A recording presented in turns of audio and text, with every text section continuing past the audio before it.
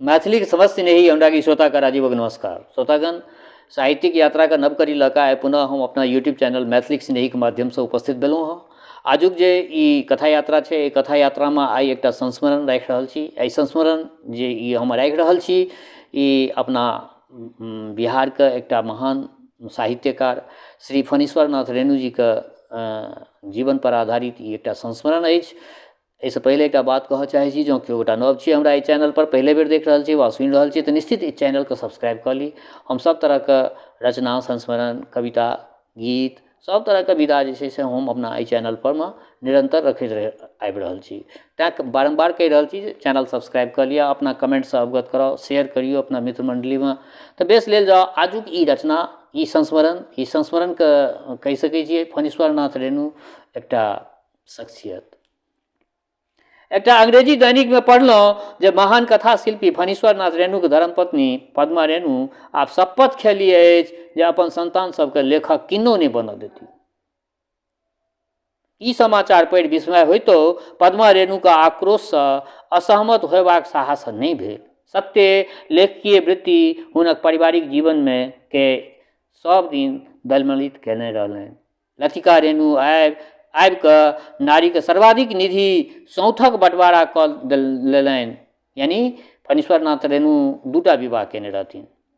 एकटा तऽ गाँव में भेल छलनि विवाह, बाद में एकटा साहित्यिक विवाह सेहो हुनका भऽ गेल छलनि, कहि सकै छियै। साहित्यकार जहन के नाम से जहन ई फेमस भेलखिन तऽ हुनका बाद में सेहो एकटा विवाह भेलनि। तऽ ई समाचार पढ़िते कहि सकै छियै जे लतिका रेणु आबि कऽ हुनका नारी के सर्वाधिक निधि जे सौंथ होइ छै ओकर बंटवारा कऽ देलनि। तीन तीन पुत्र के आंगनक कोंटाक भीतर रहि तिल तिल जोड़ि जुआन बनौलनि। विपन्नता से कटाउज करैत परिवार, समाज आ सरोकार लेल असगर अशिक्षिता रहितो संघर्ष करैत रहली। संकोच, परंपरा आ सामाजिकता के ढेंग में बांधल पैर पीएमसीएच के में कैक दिन धरि कौमा के दारुण अवस्था में निश्चेष्ट पति के अंतिम दर्शन नहीं कऽ सकली। तैं पद्मा रेणु के निर्णय के मनोविज्ञान, व्यवहार आ आपबीतीक धरातल पर ठाढ़ भऽ कऽ सोचऽ जयबाक प्रयोजन बुझि पड़ल। एहि दुरभि काल में प्रसिद्ध प्रतिष्ठा एवं परिस्थितिक गरिमा अपन सापेक्षिक महत्व पर प्रश्न ठाढ़ कऽ दैछ।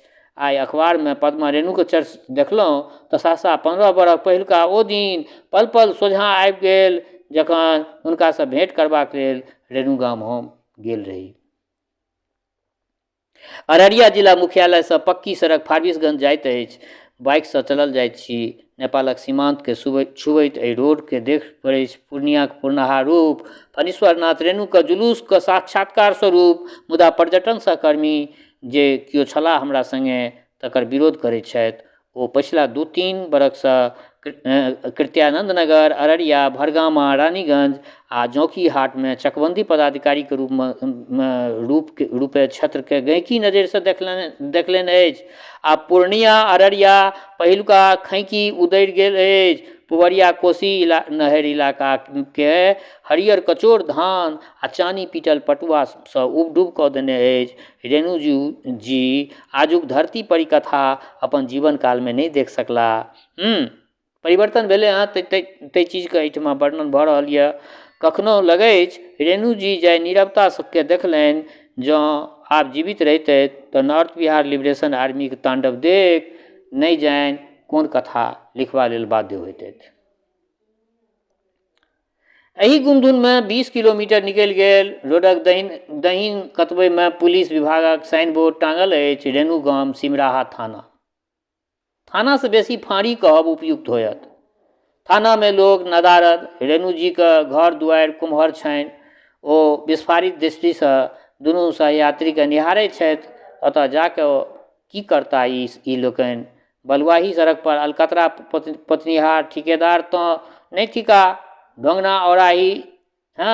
डोगना औराही कथी छै जे देख जता। कारी कोसी के बाढ़ि से नित बरख लहालोट भेल गाम। नेपाल से कनस्तर टपयबाक नव बाट तऽ नहीं सम्हारि रहल छथि। मंडल जी गुमी तोड़ैत छथि। 7 किलोमीटर बलुआही सड़क धेने चलैत चलि जाओ। रेणु जी के दरवाजे पर पलटी होयब। हमहूँ जनै छी बलुआही सड़क ओतहि धरि जायत, इहो रोड नहीं बनि पबैत जँ 1988 में रामसेवक शर्मा जिलाधिकारी बनि पूर्णिया नहीं आयल रहितै। हिंदी साहित्य पढ़ने छलाह, रेणु जी के रचना संसार से परिचित छलनि। एहि भूमि से दरेग भेलनि जे से बलुआही सड़क पर स्कूटर नव जोतल बरद जत तत बनि जाइत छल। कोशी योजना एक नाला पाछाँ छूटि जाइत। सिमराहा रेलवे स्टेशन सोझाँ पबै छी। पहिल जनता सरकार समय जॉर्ज फर्नांडिस घसने छलाह जे रेणु गाँव नामकरण एहि स्टेशनक 28 बरख कोन सोनिमे बीत गेल। नामकरणक काज जक थक आब चर्चो नहि होइ छै। रेणु गाँवके राजस्व खाली खतियानीमे अधिसूचना भऽ गेल। स्टेशनक नामकरण सेहो। राजनेता आ साहित्यकारो इएह फर्क अछि। स्कूटर सिमराहा नाला टपैत अछि, चारू भर वएह परती पराती बबूरक झाँखरि आ देखैत देखैत रेणु जीके दरवाजा आंगनमे ठाढ़ होइत छी हमसब। नारिकेल के गाछ से सीमान घेरल, घर फूसक चार आ बाँस टाट से बेढ़ल, भीतक दलान, बाँसे के कुर्सी आ लकड़ी के चौकी राखल अछि। रेणु जी के तेसर पुत्र अपराजित राय रेणु आग्रहपूर्वक बैसबैत छथि। हुनक जेठ दू भाइ कतहु अन्तः गेल छनि। पिता के मृत्यक समय हिनक अवस्था 14-15 वर्ष छलनि। सम्प्रति गामक राजकीय आदर्श रेणु मध्य विद्यालय में सहायक शिक्षक छथि। असगर इएहटा शिक्षक छथि। सरकार एकरे यूनिट स्वीकृत केने अछि। स्वराज्यक 44 वर्ष बादो एक्के यूनिट स्वीकृत केने अछि। स्वराज्यक 44 वर्ष बाद गाँव में स्थापित पहिल स्कूल ई छी। रेणु जी के दलान पर बैस गामक बिल्टल अवस्था देखै छी। पंचायत औराही अछि। गौर 50 परिवार बसल अछि। सभक घर टाट फूसक, एकोटा पक्का ईंटक नहि। सब कियो एतऽ हार मांस गला के धरती पर पैर रोपने अछि। सुच्चा सर्वहारा फरमाइशी जिंदगी बितेबाक साधन ककरो नहि। दुनू साँझ पेट तऽ भरि जाइ छै, मुदा दवा दारूके बेगरता कहिया ककरा अवसान भऽ जायत दवाइ दारूके बिना नहि कहल जा सकै छै। मोन पड़ैत अछि महिला आँचलके पात्र मार्टिन। मोन पड़ैत अछि महिला आँचलके पात्र मार्टिन, जकर कनिया डॉक्टरक अभावमे मरि गेल छल। ताहि पर मार्टिन कहने छल जे एतय सबसँ पैघ जरूरत अस्पतालक अछि, डाकखानाके नहि। मुदा आजादीके 43 बरख बीत गेलाक बादो मार्टिनक सपना पूरा नहि भऽ सकल। प्राथमिक चिकित्सा उपकेन्द्रक स्थापना नहि भऽ सकल। देखियौ कतेक ट्रेजेडी छै एहिठामका व्यवस्थाके। छियै पुरनका बात सब। ई संस्मरण आइके नहि छियै। ई संस्मरण 2005 ईस्वीमे जे छै से ई संस्मरण जे छै से लिखल गेल छलै। आ देखियौ जे परिवर्तन जे छै से अखन एहि दशकमे जखन कि वीडियो अहाँ सभक समक्ष राखि रहल छी, किछु परिवर्तन उम्हरो भेलै हँ, बहुत ज्यादा भेलै हँ परिवर्तन। परञ्च ओहि समयमे जे छै 2005के समयमे जे छै से परिवर्तन नहि भेल छलै, बहुत उपेक्षित छलै। आइ गामक नाम सत्ते बदलि गेल अछि। आइ गामक नाम सत्ते बदलि गेल अछि। हिंगना औराहीसँ रेणु गाम। मुदा काया पलट कहिया धरि होयत से कहब कठिन। तहिया हरियाणाके राज्यपाल धनिकलाल मंडल एतऽ आबयवला छलाह। सरकारी हाई चल कहियो पटनाक कॉफी हाउसमे बैस कऽ राज्यपाल देवकान्त बरुआसँ अपन गाम अयबाक गछैत करौने छलाह।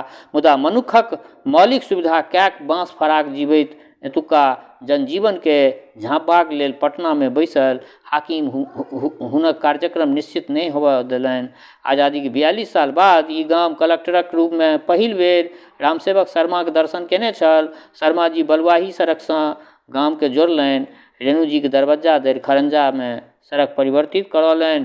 टटघरमे संचालित मध्य विद्यालयके पक्का मकानमे हस्तांतरित कयलनि। गाम लेल जनबासा बना देलनि। कालक्रमे शर्मा जीके स्थानांतरण भऽ गेलनि। पूर्णियासँ के छोड़ि अररिया स्वतंत्र जिला बनि गेल। बीबी विश्वास पहिल जिला पदाधिकारी बनला। रेणु जीके प्रति ततेक न आत्मीयता जन्मलनि जे महिला आँचलके अंग्रेजी अनुवाद करबाक शपथ ओ खा लेला। एहि प्रवाह में विश्वास जी जवाहर योजना के अधीन रेणु गाम के चारू भाग में मटियाही सड़क निर्माण कऽ जोड़ि देलनि।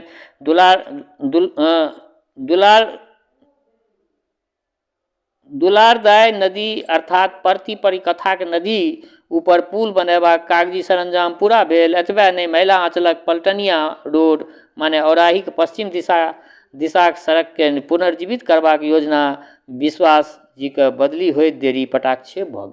विश्वास जी किछु काज केलखिन, लेकिन तकर बाद ओ हुनका बदली भेलाके बाद पटाक्षेप भऽ गेलै, काज बंद भऽ गेलै।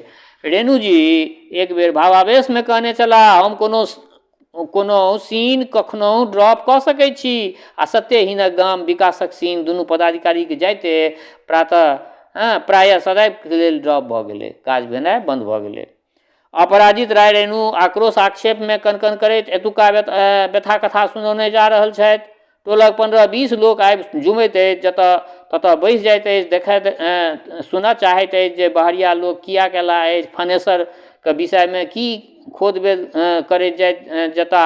रेणु जी समाजवादी चिंतक छलाह, गामक लोक फनेसर हुनका कहै छलनि। पोलैंडक कवि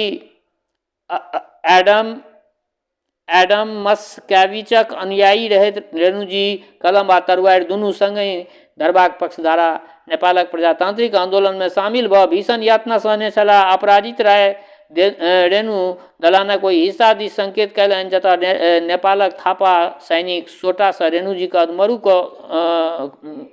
अधमरू भऽ गेल छलाह। उपेंद्र मंडल रेणु जी के पितियौत भाइ छथि, जीवनक 60 बसंत देख लेने छथि, रेणु जी के दुलरुआ छलाह। हुनका परफुरेस माने आंत में भूर सन असाध्य रोग भऽ गेलनि आ गाँव सँ अंतिम बेर प्रस्थान कयलनि तऽ उपेंद्र जी संग में रहथिन। हिनक मानस संचय में रेणु जी सँ जुड़ल अनगिनत सत्य कथा, उपकथा, लोक कथा संचित छनि। कहियो वएह सब लोग साहित्यिक अनमोल मणि बनि जाता। वासुदेव मंडल के एखनो मोन छनि माछक जिज्ञासा, माछक अलबत्त शौकीन छलाह। गाम में लोक के पूछने फिरथिन, कोन कोन माछ अहाँ सब एतऽ आनै छी। इचना, मांगुर, गैंची, कब्बै, सौरा नाम सुनैत चेहरा हरियर भऽ जाइत छलनि। हिनक बाल सखा नागेश्वर, कामेश्वर, कुसुमलाल, अनूपलाल, मोहन मास्टर, बहिरा, चथुरू ओ नौकर धनिक लाल कोनो न कोनो भूमिका में साहित्य संसार में अक्षय भऽ गेला अछि। कुसुमलाल कहैत छथि, साल में 3-4 खेप गाम आयब रेणु जी के नियम छलनि। फारबिसगंज आ सिमराहा रेलवे स्टेशन पर हेट भऽ कटही बैलगाड़ी पर में चढ़ि कऽ गाम अबैत छलाह। सिरपंचमी, आमक समय, धनकटनी आ गहूम बाउग करबाक अवधि ओ गामे में बितबैत छलथि। सिरपंचमी दिन नव हर ठाढ़ करबाक उल्लासमय दौड़ भाग के लोक पाबनि कहैत छलाह। आ सिरपंचमी का सगुन में ओ एकटा हिनकर किताब छनि, सिरपंचमी का सगुन, ओहिमे सिंहाई कुमारक पत्नीक व्यस्तताक लाथे सजीव चित्रण कऽ देने छथि। गाम अयला पर परोपट्टा के लोकसँ दलान गजगज करैत छल। जे किओ नहि अबैत छलाह स्वयं ताकि हेर लैत छलाह। जखन ओ फ्रेश मूड में रहितथि तऽ टेप रिकॉर्डर जकाँ ऑन भऽ संस्मरणक अंबार लगा दैत छलाह। एकर विपरीत अस्वस्थ भऽ गेला आ टेंशन में रहला पर बकार नहि फूटैत छलनि। अगहन में भोर साँझ घूर तौर धन रोपनी के गीत गबैत जनी जाति के सावन भादो में माछक उजाइ लग अपन मनश्चेतना के क्रियाशील कऽ रचना संसारक खोराकी जुटबैत छलाह। जहाँ पवन को गमन नहीं हिनकर रचना छियनि। ओहिमे ई भोगल यथार्थ के स्वीकार कयलनि अछि। ग्राम अयला पर बंधन मुक्त भऽ जाइत। लुंगी गंजी में स्वच्छंद रेणु जी स्वयं कहैत छथि, हम शहर में टेंशन में जीवैत छी। हमर नाम आ प्रसिद्धिक चद्दैर हमरा शहर में सहज भऽ कऽ जीवऽ नहि दैत अछि। तेँ गाम आबि जाइत छी। आ गाम सँ घुरबाक कएगो तिथि ससरैत जानि। सब जनैत छल। पटना में लतिका रेणु के पत्र के अयबाक खबर पटना में लतिका रेणु के पत्र सँ अयबाक खबर दऽ दैत छलाह, मुदा उपस्थित नहि होइत। एतऽ अयला पर गामक भाषाटा बजैत छलाह। तीसरी कसम का हीरामन बाट में प्रसंग बस हीराबाई के कहै अछि मोनक गप अपने भाषा में कहल जा सकै छै। मोनक गप अपने भाषा में कहल जा सकै छै। अपराजिता रेणु अपन पिता के विजय में मैया माने माय के खोदि खोदि कतेको गप पूछि सकल। अपराजिता रेणु अपना पिता के विषय में मैया यानी अपना माय से खोदि खोदि कऽ कतेको गप पूछि सकला। हिनक पिता रचना क्रिया के चर्च वर्च घर में नहिए जकाँ करैत छलखिन। कहियो भावावेश में पत्नी के कहि सुनबैत छलाह। एक बेर एहने फ्रेश मूड में कहने छलाह जे प्रति परिकथा के क्रांतिकारी पात्र जितेंद्र मिश्र ओ स्वयं थिका। एहि चरित्र चित्रण पाछाँ इलाका के सस्य श्यामला के सपना देखने छलाह। रेणु जी के पुत्र बड़ टोक चाल कयला पर कहैत छथि जे मैला आंचल के डॉक्टर प्रशांतक चित्रण पटना के चिकित्सक स्वर्गीय टी.एन. बनर्जी के ध्यान में राखि कऽ लेल गेल अछि। ई उपन्यास गाम पटना आ इलाहाबाद प्रवास पर लिखल गेल अछि। अपराजित रेणु के मोन छनि जे गाम से फारबिसगंज स्टेशन जयबा काल धरि बाट रेणु जी बैलगाड़ी पर बैस किछु किछु लिखैत रहैत छलाह। हुनका लिखनाइ जे छलनि से हुनकर एकटा पैशन छलनि। अब गाम से बैलगाड़ी से जाइ छलखिन तऽ ओ रास्ता में लिखतो रहि जाइत छलखिन। हम रेणु जी के आंगन में जाइत छी, कतबै में चूल्ही पर कोहा में भानस चढ़ल अछि। माछ पकड़बा लेल राखल गाज देख मोन पड़ि गेल हुनक साहित्य में प्रयुक्त घासा, धिम्मरि, टोपी जाल, गैंचा आदि माछ पकड़ुआ साधनक चर्च। जाहि खोपड़ी में रेणु जी रहैत छलाह तकर ओसाराक पटिया पर बैसैत छी। हुनक पत्नी पद्मा रेणु आइ बैसैत छथि। गोर कांति, टिपिकल मैथिलानी प्रकृति, एतेक दूर कष्टपूर्वक अयबाक चर्च करैत छथि। पद्मा रेणु के विशुद्ध मधुर आवाज सुनि लगले अंदेशा भऽ गेल। कदाचित रेणु जी के कथा में उपयोग हुबहू फेनु गिलास के प्रेरणा स्थल या तऽ नैतिकी कुटिया पिसिया में बाझल रहितो पद्मा रेणु देश काल से अपना के अनछुअल नहीं बनौने रहली। 1974 के जयप्रकाशी आंदोलनक राग बिराग हिनको मोन छनि। सुनने छली शायद फारबिसगंजक जयशंकर आबि कहने छलनि। रेणु जी मुँह पर लत्ता बान्हि पटना के सड़क पर जुलूस में रसे रसे सौंसे घूमल छलाह। हुनका अचरज भेल छलनि इंदिरा गांधी के खिलाफ लत्ता लपेट लोग कियाक बाटाबाटी केने छल, चिचिया के नारा कियाक नहीं लगबैत छलै। गांधी बाबा से लत्ता वाला जुलूस नहीं निकलैत छलथिन। पद्मा रेणु संवेदनशील महिला छथि। हुनक संवेदना में भने अभिव्यक्ति के लबलबी नहीं रहल होइन, मुदा आँखि कान सदा काग दृष्टि बनल रहलनि अछि। एहि पिजावल दृष्टिक परिणाम छल जे रेणु जी के छोट पैघ गप हिनक अंतरा में कित्ता दर कित्ता सैंतायल पड़ल अछि। रेणु जी तगमा आ पेंसिल घुरा देलनि, अर्थात बिहार आंदोलनक क्रम में विरोध स्वरूप पद्मश्री आ साहित्यकार कलाकार कल्याण कोष सब मासिक आर्थिक सहायता राशि पद्मा रेणु के अपन पति के नई कृति पर गर्व छनि। ओ जे अच्छा बुझलथिन ठीके केने हेथिन। ओहि टाइम में हुनका 2टा पुरस्कार भेटल छलनि तकरा केओ रिटर्न कए देने रहथिन आंदोलन में जे टाइम में ओ रहथिन। ककरो मुँहे कहियो सुनने रही जे आन कियो नहीं, स्वर्गीय ब्रजमोहन ठाकुर के जमाय वैद्य जी कहने छलाह जे रेणु जी पूर्णिया के चप्पा चप्पा इतिवृत्ति किन्नो नहीं रचनाबद्ध कऽ पबितथि जँ पद्मा रेणु हुनक जीवन संगिनी नहीं भेल रहितथिन। हिनका से भेंट भेला पर वैद्य जी कहबैक साँचक लगीच बुझि पड़ल। ओ इंदिरा महारानी के जमींदारी आ चंपा महारानी के भगवती पूजा के चर्च केने छली। रेणु जी पछाइत एकरे व्यवस्थित रूप लिखने छथि। रानी इंद्रावती आ रानी चंपावती सुनामक चिन्ह सदैव सँ बनल रहत। पद्मा रेणु को सात्विक महिला छथि। सहज सरल जीवन जीवा में विश्वास छनि। अपन कोनो इलम नहीं छनि, मुदा इलम वाला के जीवन संगिनी बनली। रेणु जी सिगरेटक चेन स्मोकर छलाह।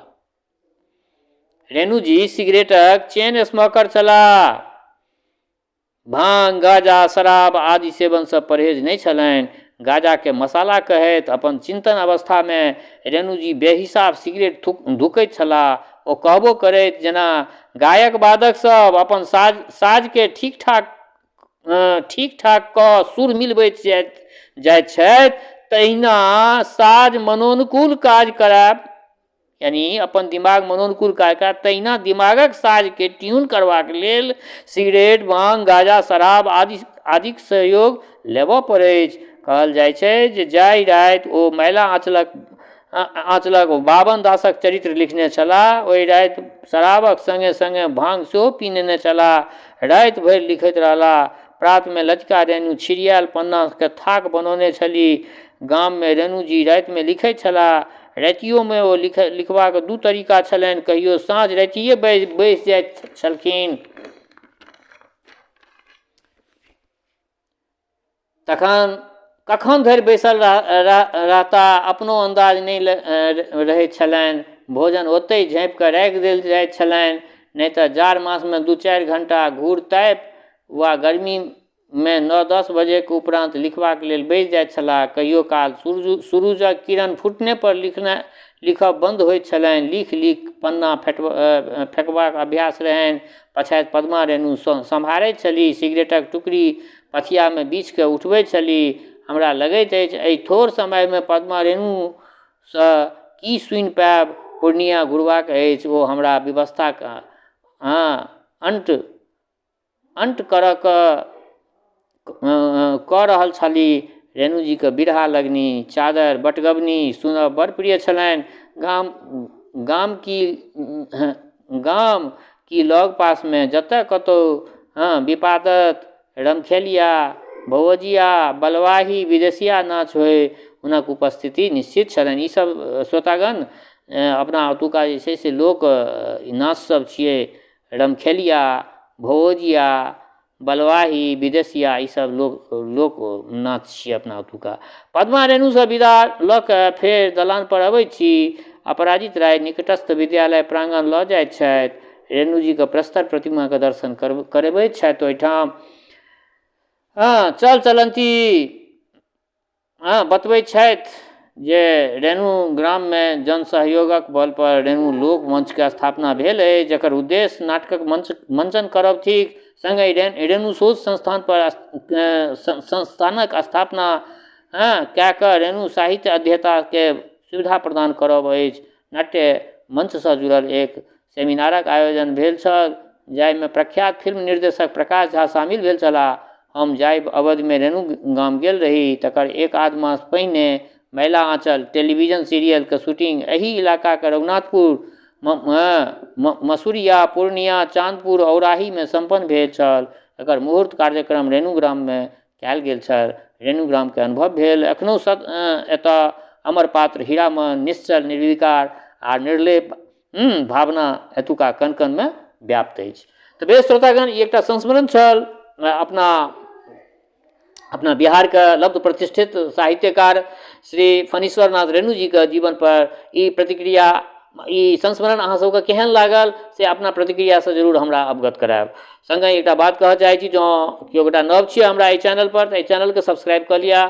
आओर हमर श्रोता चाहे गाँवमे रहै छी वा प्रदेशमे, देशमे रहै छी वा विदेशमे, जतऽ कतौ रहै छी, स्वस्थ रहू, निरोग रहू, अपना आचरणके पवित्र बनेने राखू। माता जनक नंदिनी जगदम्बा माँ वैदेही कृपा सदिखन अहाँ सब पर बरसैत रहए। शुभकामनाक संग जय मिथिला, जय मैथिली।